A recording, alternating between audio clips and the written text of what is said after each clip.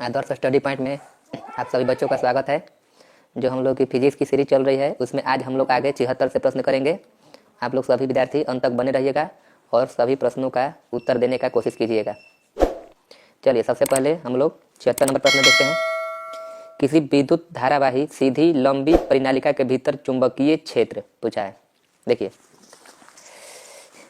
ये जो है आप लोग की एक विद्युत धारावाही परिनालिका होती है। जब किसी भी विद्युत धारावाही परिनालिका में विद्युत धारा प्रवाहित करते हैं तो इसमें चुंबकीय क्षेत्र उत्पन्न हो जाता है और चुंबकीय क्षेत्र जो है नॉर्थ पोल से निकलता है और साउथ पोल में जाकर इंटर करता है।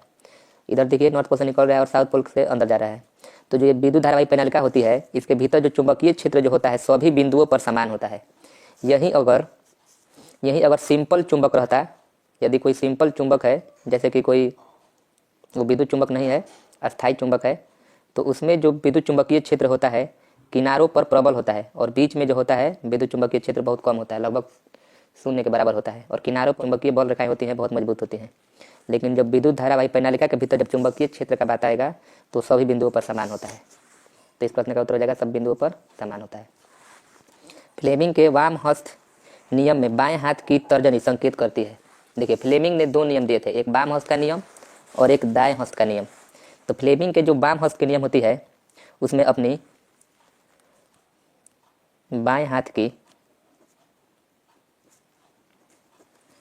अंगूठा, तर्जनी और मध्यमा अंगुली को इस तरह फैलाया जाता है कि तीनों के बीच तीनों परस्पर एक दूसरे के लंबवत हो। जैसे कि मान लीजिए पूरा हम नहीं बनाएंगे, जैसे कि मान लीजिए कि ये हो गया फ्लेमिंग के बाएं हाथ का नियम जिसमें ये आप लोग का हो गया अंगूठा,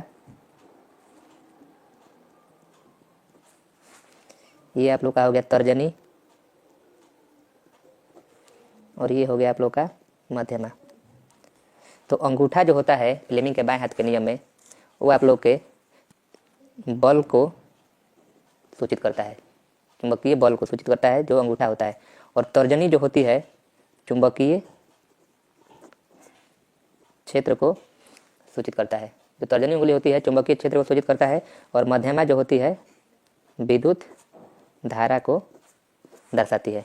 ये बल और गति दोनों को दर्शा सकता है जो अंगूठा है।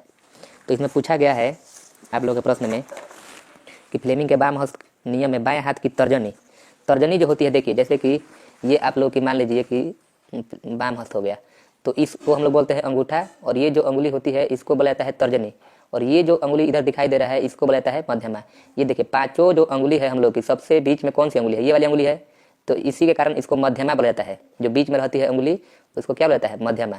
और इसके बाद अंगूठा तो सब विद्यार्थी जानते हैं, विद्यार्थियों को सिर्फ कंफ्यूज होता है कि मध्यमा कौन है और तर्जनी कौन है। तो मध्यमा जो बीच की अंगुली होती है सबसे पांचों अंगुली में उसे मध्यमा बोला जाता है और इस अंगुली को तर्जनी बोला जाता है। तो इस तरह फ्लेमिंग ने अपना नियम दिया था कि जब इस तरह फैलाएंगे बाएं हाथ को तो तीनों परस्पर एक दूसरे के लंबवत बनेंगे। तो अंगूठा जो है चालक की गति और तर्जनी जो है चुंबकीय क्षेत्र को और मध्यमा जो है विद्युत धारा को सूचित करेगी। तो इस प्रश्न में जो आप लोग का हो जाएगा तर्जनी जो है आप लोग की चुंबकीय क्षेत्र की दिशा को दर्शाएगी। इसमें कौन सा ऑप्शन है, बी नंबर, चुंबकीय क्षेत्र की दिशा। चलिए अगला प्रश्न देखते हैं। पश्चिम की ओर प्रक्षेपित कोई धन आवेशित कण किसी चुंबकीय क्षेत्र द्वारा उत्तर की ओर विक्षेपित हो जाता है तो चुंबकीय क्षेत्र की दिशा क्या है। जैसे कि मान लीजिए ये आप लोग का हो गया ईस्ट, वेस्ट, नॉर्थ, साउथ। बोला है कि कोई धन आवेशित कण जो है चुंबकीय क्षेत्र द्वारा उत्तर की ओर विक्षेपित होता है। पहले किधर था, पश्चिम की ओर था, पहले इस तरफ था, लेकिन जब यहाँ पर चुंबकीय क्षेत्र दिया जाता है तो वो ये जो कण था इस तरफ से उत्तर की ओर चला जाता है। तो उत्तर की ओर जा रहा है तो इसका मतलब चुंबकीय क्षेत्र की जो दिशा होगी क्या होगी, ऊपरी मुखी होगी, ऊपर की तरफ जा रहा है। तो इस प्रश्न का उत्तर हो जाएगा डी नंबर, ऊपरी मुखी। अगला प्रश्न हम देखते हैं। विद्युत फ्यूज विद्युत धारा के किस सिद्धांत पर कार्य करता है। देखिए विद्युत फ्यूज हम लोग घरों में किस लिए लगाते हैं, विद्युत फ्यूज घरों में आप लोग को लगाया जाता है इसलिए लगाया जाता है कि जब भी कहीं विद्युत धारा का मान बढ़े तो ये जो हो विद्युत फ्यूज ये किसी भी उपकरण को नुकसान पहुंचाने से पहले खुद जो है परिपथ में धारा के प्रवाह को तोड़ दे, यानी खुद मतलब पिघल कर गल जाए। इसीलिए घरों में विद्युत फ्यूज लगाया जाता है और यह जो विद्युत फ्यूज है विद्युत धारा के उष्मीय प्रभाव पर कार्य करता है। अगला प्रश्न देते हैं। विद्युत चुंबकीय प्रेरण की खोज किसने की थी। तो ये तो याद करने वाला प्रश्न है। विद्युत चुंबकीय प्रेरण की जो खोज थी आप लोगों के फैराडे साहब ने की थी, विद्युत चुंबकीय प्रेरण की खोज। अगला प्रश्न देखते हैं। निम्नलिखित में से कौन किसी लंबे विद्युत धारावाही तार के निकट चुंबकीय क्षेत्र का सही वर्णन करता है। देखिए प्रश्न पढ़ते हैं, बोल रहा है कि में से कौन किसी लंबे विद्युत धारावाही तार के निकट चुंबकीय क्षेत्र का सही वर्णन बोल रहा है। तो चुंबकीय क्षेत्र की क्षेत्र रेखाएं तार के लंबवत होती हैं, बिल्कुल गलत है, तार के लंबवत नहीं होती हैं। चुंबकीय क्षेत्र सेकेंडरी क्षेत्र रेखाओं का केंद्र तार होता है। हाँ, तो ये आप लोग का बिल्कुल सही हो जाएगा। चुंबकीय क्षेत्र की सेकेंडरी रेखाओं का केंद्र जो होता है तार होता है। चुंबकीय क्षेत्र की क्षेत्र रेखाएं तार के समांतर होती है, ऐसा नहीं होता है, जरूरी नहीं है कि तार के समांतर हो। चुंबकीय क्षेत्र की रेखाएं जो अरीय होती है जिनका उद्भव तार से होता है, ये भी नहीं होगा।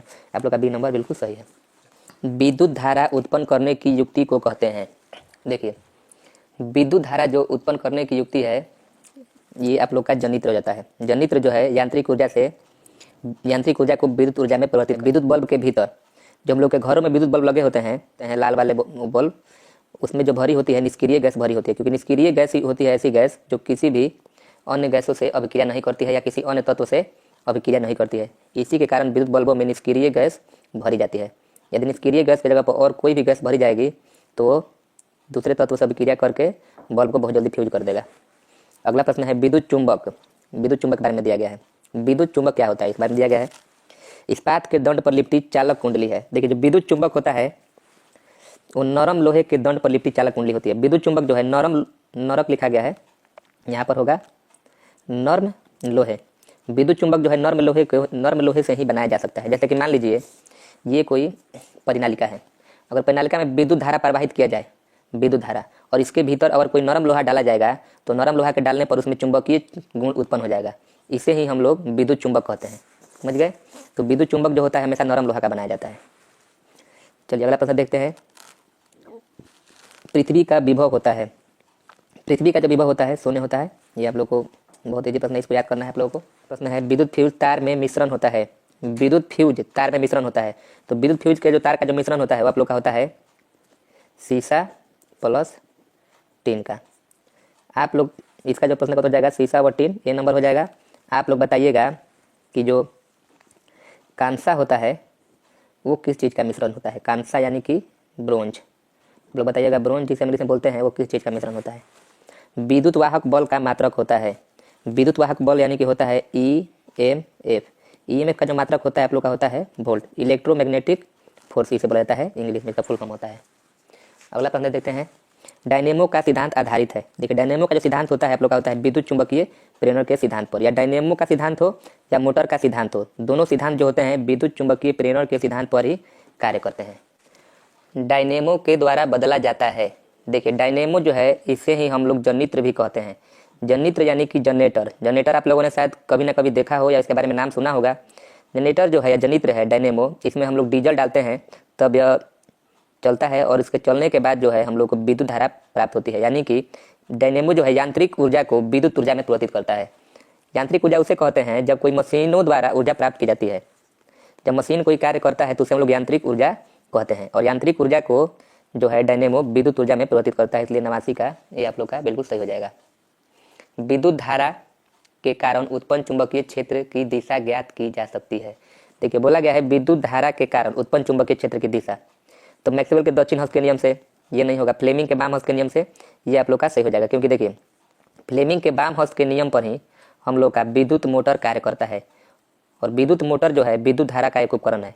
और विद्युत धारा का जब चुंबकीय क्षेत्र की दिशा ज्ञात करना होगा तो उसमें हम लोग फ्लेमिंग के बाम हस्त के नियम का उपयोग करेंगे। चलिए अगला प्रश्न देते हैं। किसी छड़ चुंबक के अंदर चुंबकीय क्षेत्र रेखाओं की दिशा क्या होती है। बोला गया है किसी छड़ चुंबक के अंदर, जैसे कि मान लीजिए ये एक छड़ चुंबक हो गया तो इसके अंदर चुंबकीय क्षेत्र रेखाओं की दिशा पूछा गया है। तो चुंबक के बाहर जो चुंबकीय क्षेत्र रेखाएं होती हैं नॉर्थ पोल से साउथ पोल की ओर जाती है चुंबकीय क्षेत्र रेखाएं। लेकिन वहीं अगर चुंबकीय क्षेत्र रेखाओं की अगर बोला जाए कि अंदर कैसे जाता है, तो चुंबकीय क्षेत्र रेखाएं जो अंदर है साउथ पोल से नॉर्थ पोल की ओर जाती हैं। यानी चुंबकीय क्षेत्र रेखाएं जब अंदर जाने की बात होता है तो साउथ पोल से नॉर्थ पोल, और बाहर जो होती है नॉर्थ पोल से साउथ पोल। देखते हैं इसमें ऑप्शन उत्तरी ध्रुव से दक्षिणी ध्रुव। देखिए उत्तरी ध्रुव से दक्षिणी ध्रुव बोल रहा है, उत्तरी ध्रुव से दक्षिणी ध्रुव, तो ये बाहर होता है तो ये नहीं होगा। दक्षिणी ध्रुव से उत्तरी ध्रुव, तो दक्षिणी ध्रुव से उत्तरी ध्रुव यानी कि ये अंदर होता है, तो ये बिल्कुल सही हो जाएगा बी नंबर। अगला प्रश्न देखते हैं।